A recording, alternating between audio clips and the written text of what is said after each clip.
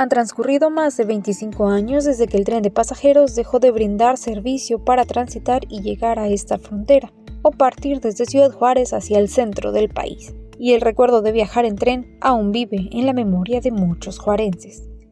El señor José Luis Hernández Caudillo, integrante del grupo El Juárez de Ayer, que reúne juarenses interesados en la conservación y difusión de la historia de esta frontera, compartió en entrevista para Net Noticias su recuerdo acerca del tren de pasajeros.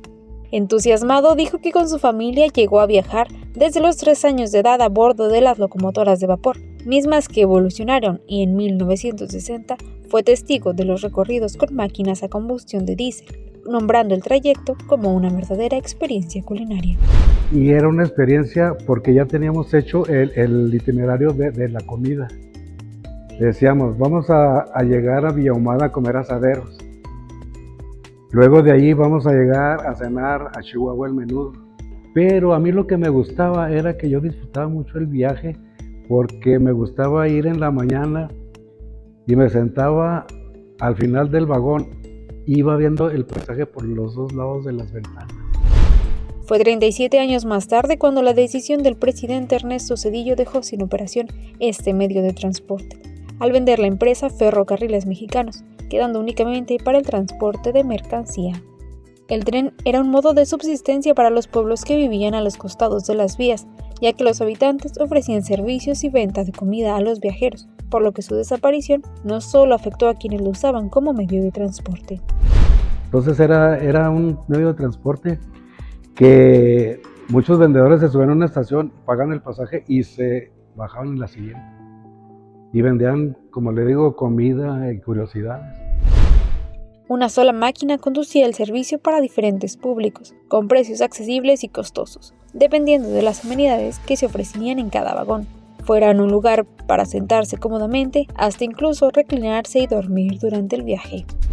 No, mire, es que había diferentes vagones. Por ejemplo, había el Pullman, que en la noche se hacía cama, en el día se hacía un sillón para ir viendo el paisaje.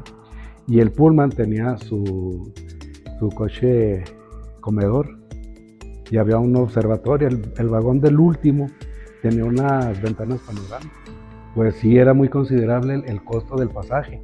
Lo que pasa es que nosotros en una ocasión nos fuimos en el primer enumerado y resulta que no nos gustó porque los vendedores no podían subir al vagón a vender. Era mucha la diferencia entre un camión y el tren. ¿Cómo cuánto? No, pues yo creo que se reducía como a la mitad del costo, entre el costo del camión y lo que costaba el pasaje en el tren. La practicidad del traslado iba desde la forma en la que viajaban las personas y lo que podían trasladar. En el tren podía llevar las cajas de huevos, las llenaba de regalos para la familia y me tocó ver que llevaban gallinas, marranitos, ahí los llevaban en el tren. Por eso había un tren que venía de México, no sé si llegaba hasta Torreón o a Chihuahua, y le hacían el pollero.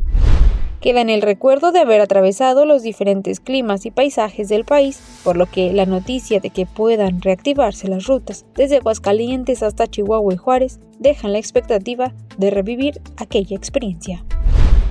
Pues fue el medio de transporte preferido en aquellos años y fue el medio de transporte en el cual tuvo que ver mucho la revolución. Precisamente por eso mucha gente se pregunta que por qué la revolución se dio aquí en Juárez y en Chihuahua, en Torreón, Zacatecas. Pues precisamente por el medio de transporte.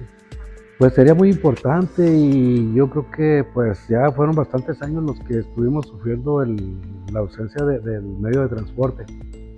Pero yo creo que si nos ubicamos en la actualidad, yo creo que mucha gente ya no mucha gente lo va a utilizar precisamente para disfrutar del paisaje que puede uno ver, pero por la rapidez no.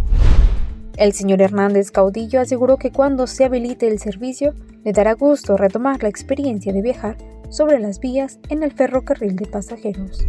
Pues sí, para disfrutar del paisaje y para reactivar la economía de todos los ranchitos y pueblos, ciudades que están en el trayecto del ferrocarril.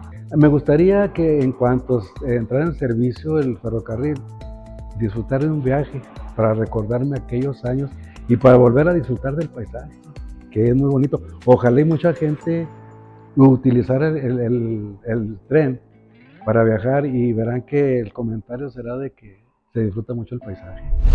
Con la producción de Antonio Calleja para NET Información Total Multimedia, Denise Ahumada.